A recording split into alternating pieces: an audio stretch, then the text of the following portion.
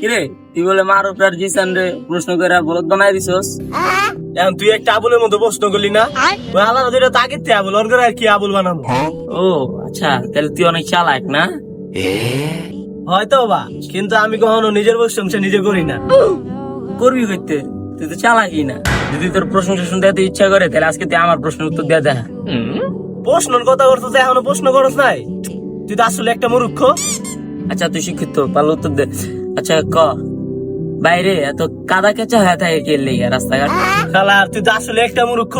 বৃষ্টি পরে দেখে তো কাদা হয়। হোক বেটা, আমার চ্যাটের বাল আকাশ থেকে পানি পড়ে লেগে রাস্তাঘাট কাদা কেঁচা হয়।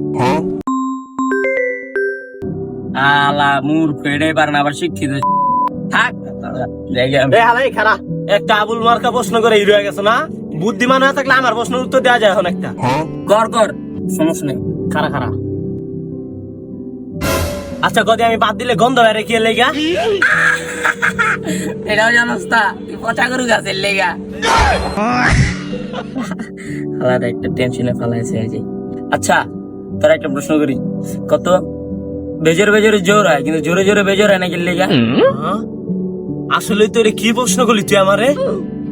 আমি তো আবুল হয়ে গেলাম, আমি কি মারার শিক্ষিত হয়ে। স্যার তো হারা জীবনে এটি শিখায় না কিছু। তুমি এখন এটা নিয়ে টেনশনে থাকো, আমি একটা আগে। মূর্খ আমার আবুল বানায় দেয়া গেল। আমার বাল